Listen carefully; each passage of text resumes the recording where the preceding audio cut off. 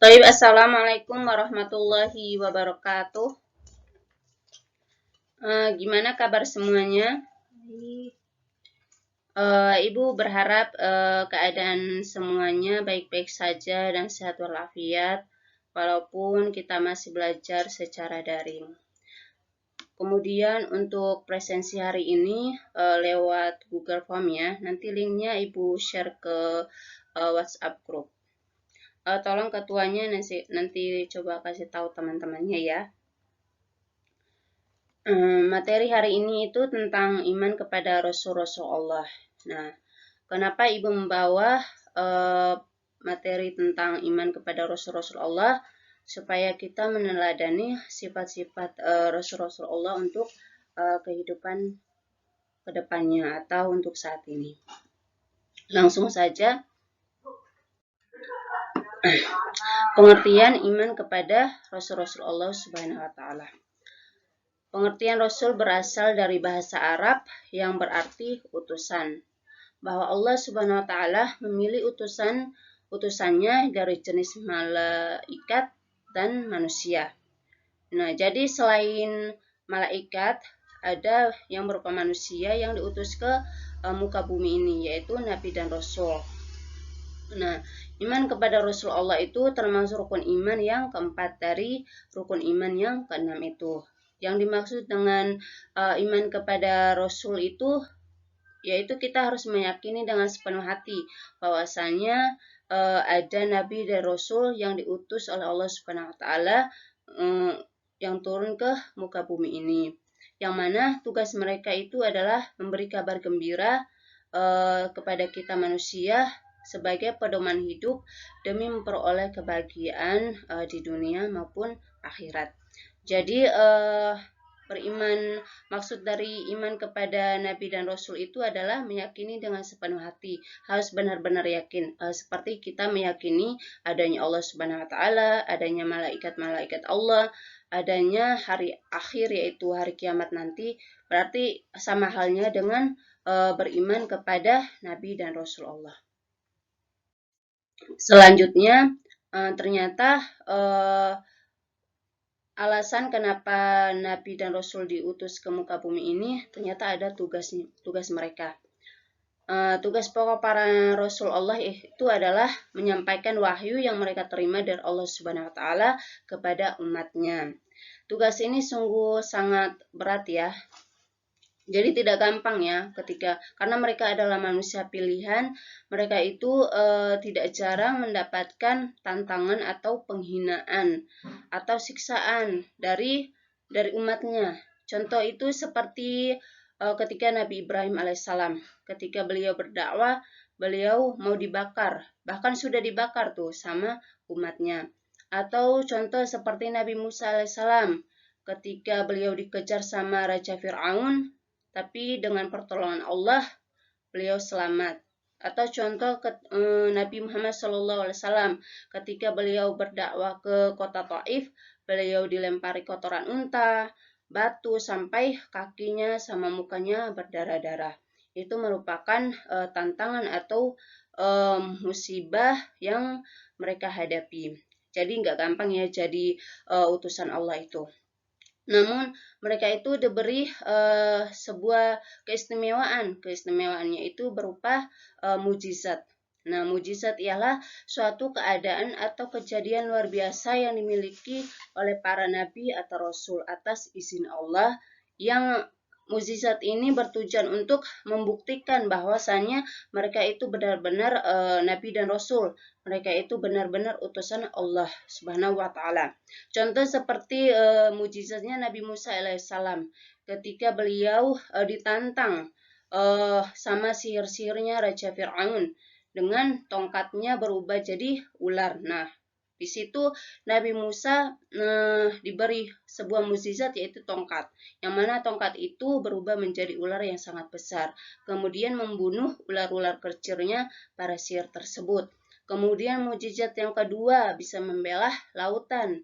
Tadi Ibu sudah bilang bahwasannya tantangan dari Nabi Musa adalah beliau dikejar sama Raja Fir'aun. Nah, pada saat itu Nabi Musa membelah lautan pakai tongkatnya tersebut. Atas izin Allah, lautan itu membelah menjadi 2 bagian. Nah, di situ Nabi Musa sama para pengikutnya selamat, sedangkan Raja Fir'aun dengan pengikutnya tenggelam. Kemudian mujizatnya Nabi Muhammad SAW bisa membelah bulan menjadi 2 bagian. Itu contoh-contohnya mujizat para nabi dan rasul. Selanjutnya ada 2 sifat-sifat rasul. Yang pertama itu sifat wajib. Yang pertama sifat wajib itu dibagi menjadi 4. Yang pertama itu sidik. Sidik artinya benar. Yang kedua amanah artinya dipercaya. Yang ketiga tablik artinya menyampaikan. Yang keempat fatona artinya pintar atau cerdik. Jadi ternyata nabi dan rasul itu memiliki sifat yang ya seperti manusia, karena mereka juga manusia, sama seperti kita, cuman mereka punya keistimewaan tertentu. Yang pertama itu benar, karena mereka itu utusan Allah, jadi mereka menyampaikan hal-hal yang benar. Yang kedua dapat dipercaya, mereka harus memberi kebenaran yang mana harus dipercaya oleh umatnya. Menyampaikan, yang mana mereka diberikan sebuah wahyu yang harus mereka sampaikan kepada umatnya. Yang keempat itu fatona, yang mana mereka itu adalah orang-orang cerdik, manusia utusan yang sangat cerdik dan pintar. Nah, ada 4 sifat lagi yang tidak mungkin dimiliki oleh mereka. Yang pertama itu dusta atau kasib, yang kedua itu khianat, artinya tidak dapat dipercaya atau dengki. Yang ketiga kisman, artinya menyembunyikan. Yang keempat baladah, artinya bodoh. Jadi nggak mungkin ya seorang nabi dan rasul memiliki 4 sifat yang mustahil seperti itu. Selanjutnya tugas nabi dan rasul. Nah, yang pertama itu mengerjakan akidah tauhid, yaitu menanamkan keyakinan kepada umat manusia. Tauhid di sini artinya akidah ya. Jadi ketika nabi dan rasul diutus ke muka bumi ini, mereka harus menjelaskan akidah itu seperti apa kepada umat manusia. Allah itu seperti apa, berimannya itu seperti apa, dan lain sebagainya. Yang kedua, mengajarkan kepada umat manusia bagaimana cara menyembah atau beribadah kepada Allah Subhanahu wa taala. Nah, tugas yang pertama tadi itu menerangkan kepada mereka bahwasanya ada Allah. Jadi pasti manusia itu bertanya, gimana kita beribadah supaya bertemu sama Allah? Maka para nabi dan rasul ini harus menjelaskan bagaimana beribadah. Seperti Nabi Muhammad SAW menjelaskan kepada kita kalau ingin dekat sama Allah, yaitu mendirikan sholat dan lain sebagainya. Kemudian yang ketiga, menjelaskan hukum-hukum dan batasan-batasan bagi umatnya. Kita ketahui sendiri bahwasanya hidup di dunia ini pasti ada hal yang diperbolehkan, dihalalkan, atau hal yang diharamkan atau dilarang. Jadi Nabi dan Rasul itu ketika diutus ke dunia ini, mereka juga memberikan hukum-hukum apa saja yang diperbolehkan dan tidak diperbolehkan. Misalnya membantu orang itu diperbolehkan, atau menghina orang itu tidak diperbolehkan.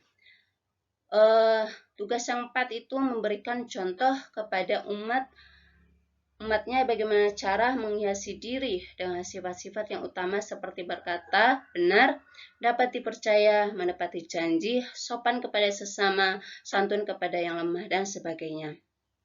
Nah, jadi ketika diutus ke muka bumi ini, Nabi dan Rasul itu sebagai uswatun hasanah umat manusia. Jadi mereka pasti memberikan contoh yang baik. Seperti Nabi Ayub alaihissalam, dia memberikan teladan yang mana sabar, di mana beliau ditimpa musibah yang begitu berturut-turut.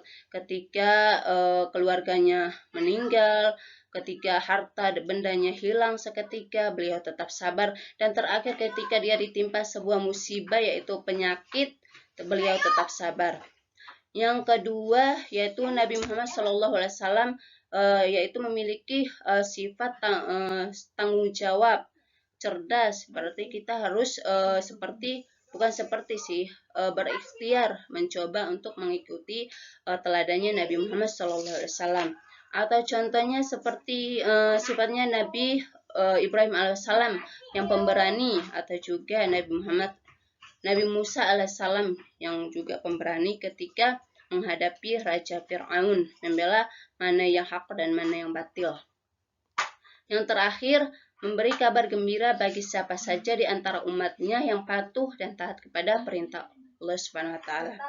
Nah, di samping para nabi dan rasul memberikan kita hukum-hukum atau memberikan kita wahyu, menyampaikan wahyu kepada umat manusia, di samping itu nabi dan rasul juga memberikan kabar gembira kepada umatnya. Misalnya ketika dia mengerjakan suatu amal kebaikan, pahalanya ini. Misalnya membaca doa ayat kursi habis sholat, berarti dia masuk surga, seperti itu. Jadi di samping mereka menyampaikan wahyu-wahyu tertentu, hukum-hukum tertentu, ada kabar gembira tertentu untuk umatnya. Selanjutnya itu tanda-tanda beriman kepada Rasul-Rasul Allah atau Nabi dan Rasul Allah.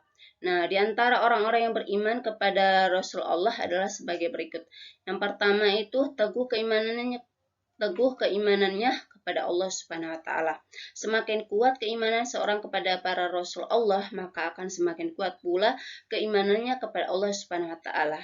Jadi ketika dia sudah percaya adanya Rasul-Rasul Allah, maka semakin kuat juga dia percaya bahwasanya ada Allah Subhanahu wa taala. Yang kedua, meyakini kebenaran yang dibawa Rasul. Jadi tadi salah satu sifat wajibnya Nabi dan Rasul itu adalah benar. Maka apa yang mereka sampaikan, apa yang mereka bawakan itu adalah sesuatu yang benar.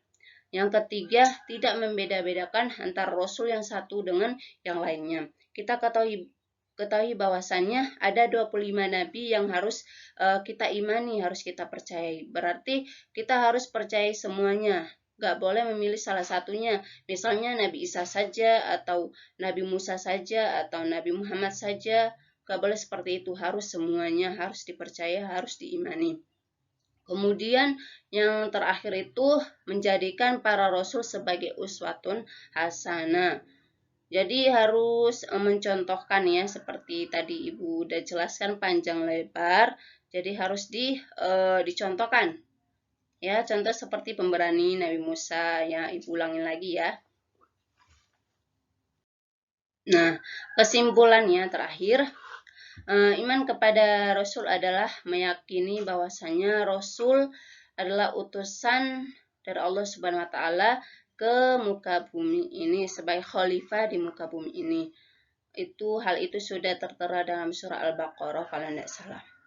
Kemudian kita sebagai manusia harus mempercayai hal itu, harus mempercayai bahwasanya ada nabi dan rasul yang diutus ke muka bumi ini dan menjadikan mereka sebagai suri tauladan dalam kehidupan sehari-hari. Mungkin itu saja yang Ibu sampaikan. Kurang dan lebihnya mohon maaf. Ada tugas untuk kalian semuanya. Tugasnya itu dari 25 nabi dan rasul, ceritakan kembali salah satu dari nabi dan rasul tersebut serta mukjizatnya masing-masing. Jadi 25 nabi dan rasul diantaranya dari Nabi Adam sampai Nabi Muhammad itu kalian memilih siapa? Mau Nabi Nuh, mau Nabi Musa, mau Nabi Ibrahim, mau Nabi Muhammad, itu terserah kalian. Kalian nanti ceritakan di depan kelas kemudian sama mukjizatnya masing-masing. Syukran. Wassalamualaikum warahmatullahi wabarakatuh.